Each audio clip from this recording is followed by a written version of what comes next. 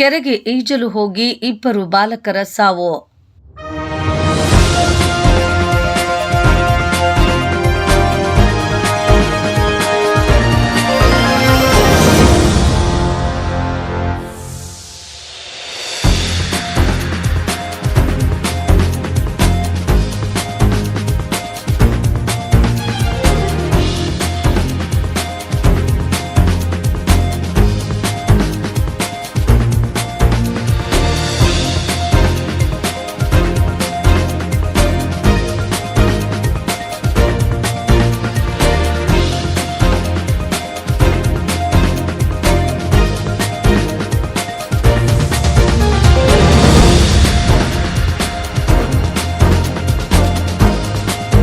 ಕೆರೆಗೆ ಈಜಾಡಲು ಹೋಗಿದ್ದ ಇಬ್ಬರು ಪುಟಾಣಿ ಬಾಲಕರು ಸಾವನ್ನಪ್ಪಿರುವಂತಹ ಘಟನೆ ಬೆಂಗಳೂರು ಹೊರವಲಯದ ಆನೇಕಲ್ ತಾಲೂಕಿನ ಬಳ್ಳೂರು ಗ್ರಾಮದಲ್ಲಿ ನಡೆದಿದೆ.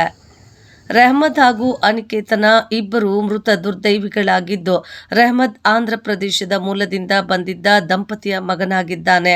ಇನ್ನು ಅನಿಕೇತನ್ ಕುಮಾರ್ ಬಿಹಾರ್ ಮೂಲದ ದಂಪತಿಯ ಮಗನಾಗಿದ್ದು, ಅಲ್ಲೇ ಕೂಲಿ ಕೆಲಸ ಮಾಡುತ್ತಿದ್ರು. ಇನ್ನು ನಿನ್ನೆ ಇಬ್ಬರು ಸಂಜೆ ಈಜಾಡಲು ಕೆರೆಯ ಬಳಿ ಹೋಗಿದ್ದಾರೆ. ಆದರೆ ಕೆರೆಯಲ್ಲೂ ಕೆಸರು ಇದ್ದುದರಿಂದ ಅಲ್ಲಿ ಸಿಲುಕಿ ಸಾವನ್ನಪ್ಪಿದ್ದಾರೆ.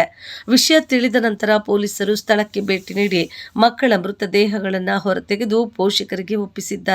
ಅತ್ತಿಬೆಲೆ ಪೊಲೀಸ್ ಠಾಣೆಯಲ್ಲಿ ಪ್ರಕರಣ ದಾಖಲಾಗಿದೆ.